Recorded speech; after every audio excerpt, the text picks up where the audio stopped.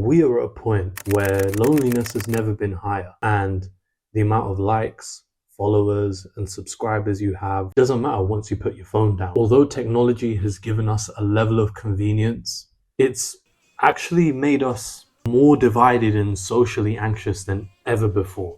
Most of us don't even know why we feel lonely, yet it feels like a natural part of how we live nowadays. And feeling lonely is part of being human. If you're watching this and you feel that you can't overcome it, you aren't alone.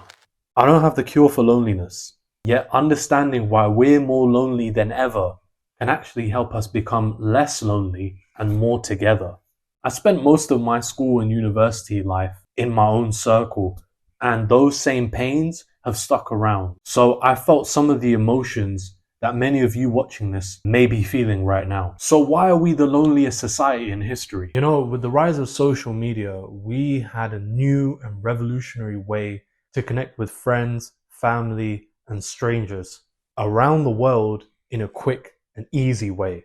However, this has given way to a new kind of social pressure, seeking validation through likes, followers, and subscribers. And chasing validation has meant that many of us fabricate our lives. That's a story for another time. So we constantly compare ourselves to a curated online image, but what you see isn't what you get. Yet that's difficult for many of us to see when we're looking at pictures of people who are on holiday and enjoying themselves and spending a lot of money or driving fast cars. We feel inadequate when we look at that and compare it to our own situation. You may have felt like a failure or that everyone else is more successful than you are, and that makes you retreat even more into your shell. Linked to this would be FOMO, or the fear of missing out. Seeing others take part in events that you aren't part of, or being at parties that you aren't at, it makes you feel even worse. But to be honest, this extends outside the screen. It increases your discomfort with socializing in the real world. Having hundreds or millions of followers creates shallow connections. There's a lack of depth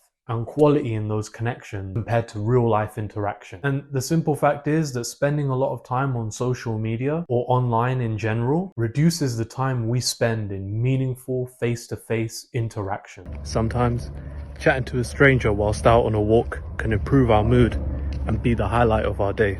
I don't think you get that randomness and genuine bond online, no matter how hard you try. You also have to consider that with more people working from home since the pandemic, there's always a pressure to feel online and connected. There's many stories of people juggling Zoom calls along with looking after their family and others in the house. But when you're always online and you're working until the late evening, how can you take time out to have genuine interactions with your family, let alone friends or strangers? I grew up playing on a PS2 for hours and had an iPad throughout most of my school days. So by no means am I saying that technology is evil. It's a neutral tool and you get out of it what you put in. And with how convenient our lives have become, it's no surprise that we feel more comfortable than ever. Why would I go out and make friends if I have a Discord server and hundreds of Instagram followers?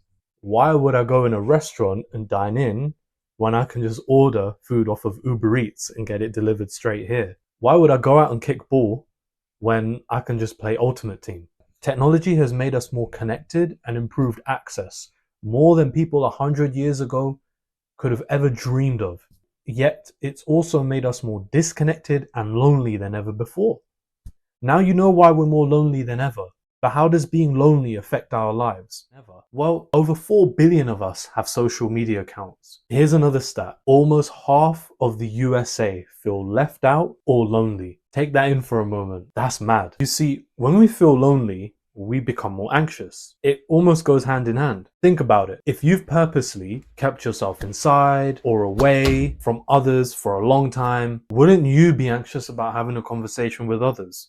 When we're in this state, we're way more likely to have awkward social interactions as we fear being rejected or judged. And unfortunately, because of this loneliness epidemic, a lot of people turn to drugs and alcohol to fill the void they feel. It becomes a coping mechanism that some people never are able to shake off. And I've also felt that in the past, being lonely has actually ruined my sleep quality. Stressing yourself to sleep about how lonely you are is not a good way to live life, no matter how rich or comfortable you are. As human beings, we're wired to be social creatures and crave connection. So depriving ourselves of that goes against our nature. This will only make you feel more anxious and make you feel as if the world is closing in on you. And in the long term, being lonely increases the chances of you being depressed and anxious and alone. So loneliness can ruin our physical and mental health, meaning that we need to act today. But is it too late? Do we have any hope? The change doesn't happen overnight, but we can take small steps to reduce feelings of loneliness. The simple answer would be to just get out there and start making friends. But for many of us, that's unrealistic to start with. So that's why being self-aware by recognizing and understanding these feelings is a better start. I've done this by journaling, which helps you to reflect on these emotions and identify any patterns to act on and change. I used to be a super negative guy, but I've learned to focus on the positive aspects of life through a gratitude journal. Keeping such a journal can help shift your mindset and actually reduce those feelings of loneliness. I want you to take time to reflect on your relationship and what you value in. From here on out, make a commitment to yourself to build more deeper, more meaningful connection. And the best way to do that is limit your social media use, which is easier said than done, but it will help you by feeling less like a failure and getting rid of those feelings of inadequacy. Instead, connect with your friends and your family. A simple phone call or a face-to-face conversation makes a huge difference. If you feel more confident from here, try new activities and hobbies like volunteering, going to the gym or a park to exercise. Over the last year, I've made a few friends in the gym just through small talk, and it's easier than you think if you give yourself a chance. If you still need help, a professional therapist can help you and give you strategies to explore your feelings and address the root cause of that loneliness. And remember, if you ask for help, there is always someone who is willing to help you out.